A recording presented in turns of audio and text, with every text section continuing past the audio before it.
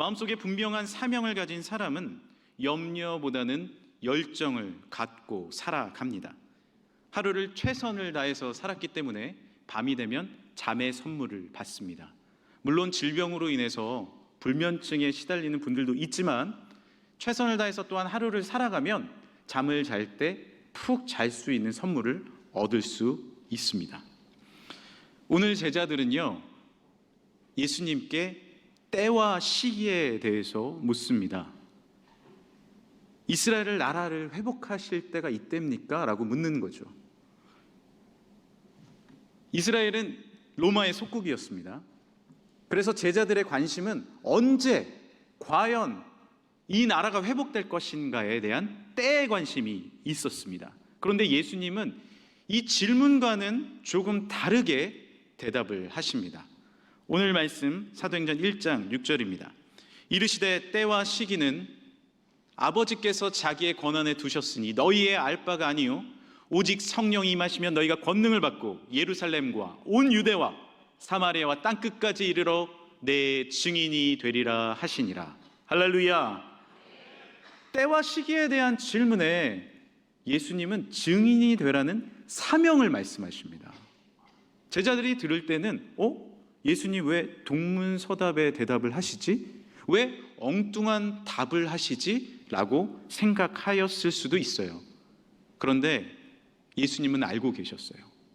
때와 시기는 아버지께서 책임지니까 그거 염려하지 말고 너희는 다시 한번 그 마음의 사명을 회복해서 복음을 전하라, 사명을 말씀하신 줄 믿습니다. 이것이 주님과 우리와의 시각 차이입니다. 우리는 언제나 때를 묻습니다. 때를 생각합니다. when, 언제 이 문제가 해결되는지, 언제 우리의 자녀가 결혼하는지, 언제 내가 직장에서 승진하는지, 언제 내 통장에 잔고가 많아지는지, 언제 내가 좀 더 잘 되는지에 대한 언제에 대한 관심이 많습니다. 그런데 주님은 다르세요. What, who, 무엇을 해야 하는지, 그리고 누구와 함께 하는지. 할렐루야. 성령이 우리와 함께 하시면 우리가 권능을 받고 이 사명을 감당하는 능력을 얻게 되는 줄 믿으시길 바랍니다.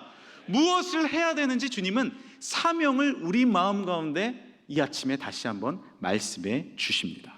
한 백화점 회사에 하버드 대학을 졸업한 2명이 입사를 했습니다. 그 2명이 이제 사장님을 만나고 일을 하게 되는데 첫 번째 주어진 일이 무엇이었냐 하면 엘리베이터를 안내하는 엘리베이터 보이를 시킨 거예요. 생각해 보세요. 하버드 대학이라고 말하면 서울대 카이스트를 졸업한 건데 졸업해서 회사에 입사했더니 엘리베이터 보이를 시킨 거예요. 여기 1층에서 몇 층 가세요? 본당 가시죠? 3층 딱 눌러서 딱 서 있는 겁니다. 그 중에 한 명은 아니 나에게 어떻게 이런 일을 시킬 수 있지? 저 회사 그만두겠습니다. 사표 쓰고 나갔어요. 그런데 한 명은 내가 이 회사에 나의 회사에 온 것을 깨달아 알고 최선을 다해서 그 일을 감당하였습니다. 그리고 엘리베이터 보이를 성실하게 하다 보니까 사람들의 습성이 보이는 거예요. 몇 층을 먼저 가는구나. 어떤 옷을 입고 오는구나. 어떤 사람들의 부류의 특징이 있구나. 우리 백화점에 이런 분들이 오네. 라는 것을 깨달아서 레포트를 작성해서 사장님에게 올려드렸어요. 사장님은 감탄을 했습니다. 이것을 본 거죠. 너네 얼마나 견디나 보자. 이것밖에 못해 라는 게 아니라 차근차근 회사를 사랑하는 그 방법을 알아가길 원한 사장님은 이 사람을 고속 승진시켜서 지배인까지 맡게 시켜주었습니다. 제자들은 예수님의 때와 시기가 아닌 누구와 함께 하는지 무엇을 해야 되는지 복음을 전해야 되는 이 놀라운 사명을 마음에 안고 예수님의 말씀처럼 모여서 기도하기 시작했습니다. 120명의 문도들이 함께 모여서 주님 앞에 주의 말씀대로 기다리며 기도하기 시작할 때 성령이 임한 줄 믿습니다. 주의 불길 같은 비둘기 같은 성령이 임하셔서 그 마음의 변화가 일어나니 뭐가 생각나는 거예요? 예루살렘과 온 유대와 사마리아와 땅끝까지 이르러 내 증인이 되라는 예수님이 나에게 주신 그 사명이 생각난 겁니다. 그리고 그 말씀대로, 사명대로 살아가는 능력을 얻게 되었습니다. 우리에게도 무엇이 중요합니까? 마음속에 사명이 중요합니다. 사명이 보이지 않는다고 생각하십니까? 그렇지 않습니다. 우리 마음 가운데 다시 한번 사명이 심겨지면 염려는 사라지고 평안과 능력으로 인도하여지는, 승리로 인도하여지는 놀라운 추진력을 갖게 되는 줄 오늘 이 아침에 믿으시길 바랍니다. 얼마 전 제가 택시를 타고 교회로 들어오고 있었습니다. 그런데 마음속에 하나님이 부담감을 주시는 거예요. 전도해야지. 그 부담감을 주시는 거예요. 그래서 제가 때를 기다리고 있었습니다. 이 기사님을 전도해야 하는데 언제 전도하지? 근데 제가 이제 서울에 오래 살았던 것을 아신 기사님이 청주 얘기를 막 하기 시작하는 거예요. 내가 청주에 30년이 있었는데 청주의 명동 같은 곳은 성안동이고 새로 개발된 곳은 어디고 금천동은 또 어떻고, 금천동이 금을 캤던 곳이라고 제가 알게 됐어요. 그래서 얘기를 듣는데 그래도 제가 전도를 해야 되는데 이렇게 생각을 하고 있는데 거의 다 도착을 한 거예요. 다 된 거예요. 빨리 전도를 하지 않으면 안 되겠는 거예요. 그래서 제가 말을 끊고 이렇게 얘기했습니다. 기사님, 교회 다니세요? 그러니까 저를 이렇게 쳐다보는 거예요. 올 때가 됐다라는 거죠. 제가 금천교회 가자 그랬잖아요. 그러니까 이렇게 딱 저를 쳐다보는 거예요. 아마 우리 성도님들이 전도를 많이 하셨나 봐요. 제가 얘기했습니다. 제가 우리 금천교회 새로 오게 된 담임 목사입니다. 아이고 그러세요? 한번 시간이 되실 때 꼭 교회 한번 오세요. 저 교회 다닌 적이 있습니다. 바빠서 못 가요. 요즘에 못 가요. 그래서 아니에요, 기사님. 예수님은 좋은 분입니다. 할렐루야. 주님은 기사님을 너무나도 사랑하세요. 꼭 시간을 내셔서 들려주시길 바래요. 그러니까 함께 이제 인사하고 잔돈을 안 받았더니 그렇게 좋아하세요. 네. 전도에 실질적인 영향력을 끼친 것 같습니다. 아직은 오시지 않은 것 같지만 무엇이에요? 전도는 행하는 겁니다. 할렐루야.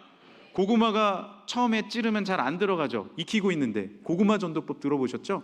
안 들어갈 수 있어요. 그런데 또 예수 그리스도의 십자가로 푹 한번 찔러보는 거죠.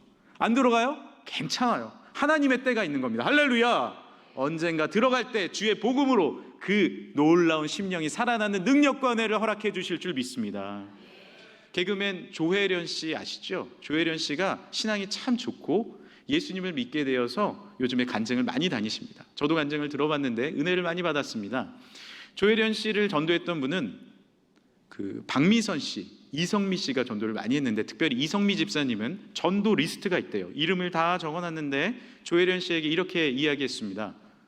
혜련아, 나 너 위해 기도하고 있어. 지금 제가 성대모사 하고 있는 거예요. 네. 기도하고 있어. 내가 상위권에 너를 랭크 시켜놨어. 얼마나 매일매일 기도하는지 아니? 그렇게 얘기하니까 조혜련 씨가 나 남녀호랭교 믿어. 나한테 그런 얘기 하지 마. 절대 나 교회 안 가. 근데 너무너무 간절하게 원하니까 연예인 그 연합 집회가 있대요. 거기에 딱 한 번 갔대요. 뒤에 앉아가지고 모자를 푹 눌러 쓰고 있는데 광고 시간에 이성미 집사님이 나와서 여러분 우리 혜련이가 왔어요. 혜련아! 이러니까 너무 창피해서 바로 뛰쳐나갔대요. 그리고 제일 먼저 한 게 이성미 언니의 전화번호를 삭제해버렸답니다. 그리고 몇 년 동안 연락을 실제로 안 했대요. 그런데 중국에서 남편을 만나게 되었고 그 남편이 성실한 크리스찬, 믿음 좋은 분이어서 저도 만나봤는데 참 믿음이 좋으십니다. 남편이 그렇게 믿음이 좋으세요. 교회를 다니게 된 거예요. 드문드문 교회를 나와서 또 뒤에 앉아있는데 찬송가를 부르는데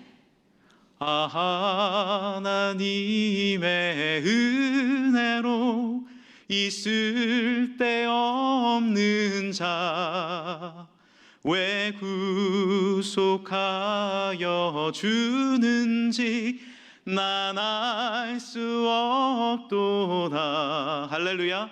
이 찬송가를 듣는데 그래 내가 쓸데없는 자인데 나 엄마가 딸 계속 낳았다고 나 지우려고 했다는데 나 이 세상 살아가면서 사람들은 나를 즐거워했지만 나는 늘 쓸데없는 자라고 생각했는데 눈물이 터진 거예요. 그리고 나 같은 사람을 구속해 준다고? 누가? 예수님이? 그러면서 믿음이 들어간 거예요. 그리고 영접하고 처음으로 누구에게 전화를 했겠습니까? 이성미 집사님에게 전화를 한 거예요. 전화번호를 누구에게 물어봐서. 언니, 나 교회 다니게 됐어. 나 예수님 믿게 됐어. 예수님 사랑하게 됐어. 그러니까 혜련아, 너무 잘 됐다. 그동안 내가 얼마나 기도했는지 몰라. 너 여전히 상위권에 링크돼 있어. 나 너를 위해 계속해서 기도하고 있었어. 둘이 나중에 만나서 끌어안고 울면서 주님을 찬양했다는 소식이 있습니다. 복음의 때는 우리는 잘 모릅니다. 언제 주님이 완전히 회복하실지 우리는 알지 못해요. 그러나 중요한 것은 무엇입니까? 성령님은 지금도 일하는 줄 믿으시길 바랍니다. 성령님은 말할 수 없는 탄식으로 우리를 위해 기도해 주시고, 지금도 운행하시며 우리에게 용기 주시고 힘 주시고 능력 주시고, 할렐루야, 염려가 아닌 평안으로 우리를 사명으로 이끌어 주십니다. 물이 고여 있으면 썩습니다. 자전거는 움직이지 않으면 넘어집니다. 자동차도요, 계속해서 움직여야 되는데, 제가 아직 길을 잘 모르니까 가다가 이 길인가 저 길인가 천천히 가면 뒤에서 빵빵거립니다. 위험한 거죠. 달려야 하는데 앞차가 멈춰 있으면 뒤는 그대로 다 멈춰버립니다. 움직여야 합니다. 오늘 본문에는 계속해서 재미있는 이야기가 나옵니다. 예수님이 때와 시기는 너에게 알 바가 아니요 오직 성령을 받고 증인이 되어라 사명을 허락해 주셨잖아요. 그런데 제자들이 그 말을 딱 듣고 있는데 예수님이 갑자기 하늘 위로 올라가시는 거예요. 얘들아, 잘 지내라, 성령 받아라, 사명으로 살아라 하시더니 구름 위로 올라가시더니 결국 구름 사이에 가리워서 보이질 않으시는 겁니다. 제자들이 당황했겠죠. 염려가 됐을 겁니다. 이 사명을 내가 지켜야 되는데 내가 사랑하는 예수님은 어디 가신 거야? 보이지 않게 되었어요. 그런데 사도행전 1장 10절에서 11절에 보면 이 말씀이 적혀져 있습니다. 하반절까지 계속해서 읽어보겠습니다. 올라가실 때 제자들이 자세히 하늘을 쳐다보고 있는데 흰옷 입은 두 사람이 그들 곁에 서서 이르되 갈릴리 사람들아 어찌하여 서서 하늘을 쳐다보느냐. 흰옷 입은 두 사람은 누굽니까? 바로 하나님의 천사들이죠. 그런데 그 천사들이 하늘을 쳐다보고 있는 제자들의 위에 서서 이야기한 것이 아닙니다. 오늘 말씀에 뭐라고요? 곁에 서서, 옆에 서 있는 거예요. 그리고 툭툭 칩니다. 여보세요, 어디를 그렇게 계속 쳐다보십니까? 멍하니 어디를 쳐다보십니까? 이제는 예수님의 말씀대로, 예수님이 여러분에게 전한 그 사명대로 이제 일하시고 선교하시고 나아가십시오. 할렐루야. 그 말씀대로 나아가라는 거예요. 옆에서 툭툭 치는 거예요. 여러분, 어딘가 우리가 멍하니 쳐다보고 있지 않습니까? 걱정이 돼가지고 아이고, 주의 천사가 툭툭 칩니다. 여보세요, 주님이 사명 주셨잖아요. 일어나서 믿음으로 나아가세요. 할렐루야. 복음을 전하세요. 할렐루야. 감상의 시기가 있다면, 묵상의 시기가 있다면 일할 시기가 있습니다. 슬픔의 시기가 있다면 사명으로 나아갈 시기가 있습니다. 가정의 여러 문제를 가지고 고민할 시기가 있다면 이제 털어버리고 일어나서 뛰어갈 시기가 있는 줄 믿으시길 바랍니다. 야고보서에도 믿음은 행함이다라고 말씀하십니다. 행함이 없는 믿음은 어떤 믿음이라고요? 죽은 믿음이다. 안 된다라고만 생각하고 계속해서 구름만 쳐다보면 우리는 아무것도 할 수가 없습니다. 제가 말씀드렸잖아요. 사랑한다고만 말하면 우리는 그것을 마음에 두고 있지만 사랑은 동사이죠. 행하고 안아주고 말하는 겁니다. 우리 1907년에 기도 때도 얘기해 주셨는데 평양에 대부흥운동이 일어났잖아요. 대부흥운동의 가장 큰 특징은 무엇인지 아십니까? 회개와 전도입니다. 할렐루야. 회개를 한 다음에는 머물러 있지 않고 우리끼리 좋아서 그저 머물러 있는 것이 아니라 믿음으로 일어나서 주님을 전한 거죠. 그래서 평양 시내의 기록을 보면요, 술집이 하나도 없었다고 합니다. 다 전도한 거예요. 술집 사장도 전도하는 거예요. 유해시설 사장도 전하는 거예요. 하나님의 말씀을 전하니 유해시설은 사라지고 모두가 하나님을 찬양하는 귀한 믿음의 공동체가 된 줄 믿으시길 바랍니다. 하나님께서 그렇게 우리에게 역사해 주십니다. 우리가 머물러 있으면요, 우리 마음에는 돌덩이가 하나 들어앉습니다. 가만히 머물러 앉아 있잖아요. 돌덩이가 앉아 있어요. 독일의 작가 포어자먼은 마음속에 코끼리가 들어앉아 있다라는 표현을 씁니다. 그의 책 나의 아프고 아름다운 코끼리에 보면 이런 문장이 나옵니다. 어둠 속에 누워 인생이 얼마나 허무한지, 코끼리가 너무 무거워서 움직일 수가 없다. 그리고 누워서 내가 얼마나 하찮은지 생각한다. 나는 더 미룰 수가 없는 때가 되어서야 겨우 일어나 무언가를 걸치고 출근을 해낸다. 그곳에서 그럭저럭 역할을 하고 화장실에 앉아서 운다. 저녁에는 좀 나아진다. 이렇게 또 하루를 살아낸다. 이 정도면 나쁘지 않았다. 그저 별로인 하루를 보냈을 뿐이지라고 나는 생각한다. 하지만 다음 날이면 또 새벽 중간에 일어나서 무거운 코끼리가 내 가슴 위에 앉아 있다. 혹시 사랑하는 성도님들 중에 마음속에 코끼리가 들어 앉은 분 있으십니까? 나를 너무나도 눌러 앉아서 일어날 수조차 없을 어려움에 차오르진 않으십니까? 그러나 코끼리가 주저앉아 있는 줄만 알고 계십니까? 우사인 볼트가 세계 기록 9.59초에 100m를 뛰었습니다. 코끼리는요 6톤이나 되는 몸을 가지고 9.2초에 뜁니다. 그 몸으로, 육중한 몸으로 달려나갑니다. 내 안에 있는 코끼리는요 주저앉으라고 주신 것이 아니에요. 뛰라고 하나님께서 허락하신 줄 믿으시길 바랍니다. 코끼리는 가까이 가서 인사하려고 하지 마세요. 코가 여기까지 올 것 같지만 20%가 늘어나가지고 확 늘어납니다. 그리고 6리터의 물을 뿜어서 그대로 뿜어버립니다. 코끼리는 400kg의 무게를 들고 성인 대여섯 명을 들어버리고 그대로 던질 수 있는 힘을 갖고 있습니다. 나무 토막을 들고 던져버려요. 그것이 코끼리예요.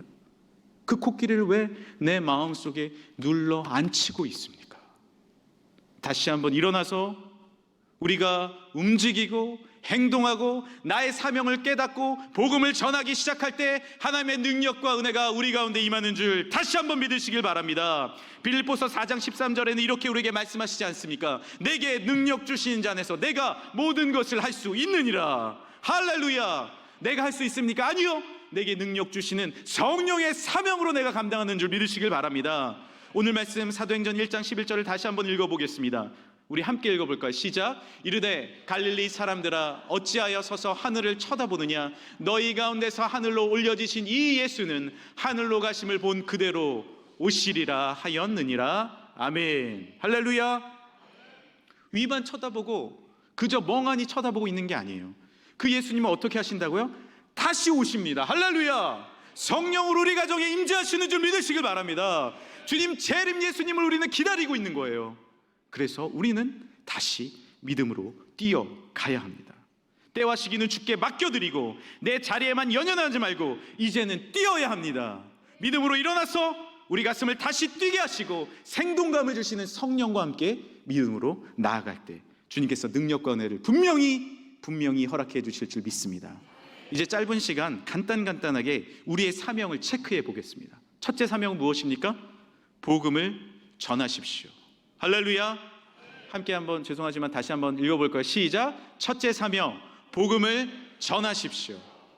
입술로 복음을 전해보세요. 예수님 믿으세요. 예수님은 사랑이십니다. 우리 교회 가서 주님을 만나요. 이 한마디가 우리 가슴을 뛰게 합니다. 우리의 코끼리를 다시 일어나게 합니다. 왜냐하면 예수님께서 우리에게 주신 지상 명령이잖아요. 복음을 전할 때 우리는 회복됩니다. 둘째 사명, 첫사랑을 회복하십시오. 할렐루야. 주님께서 우리에게 주신 첫째 사명이 있었잖아요. 첫째 그 말씀이 있으셨잖아요. 그 사랑이 있잖아요. 그 말씀이 맞습니다. 그 회복과 능력의 말씀이 맞아요. 찬양하라, 감사하라, 기도하라, 일어나라, 믿음으로 나아가라, 내가 너와 함께하겠다. 할렐루야. 그 말씀이 맞다니까요. 다시 한번 믿음으로 일어나십시오. 셋째 사명, 움직이고 일어나 일하십시오.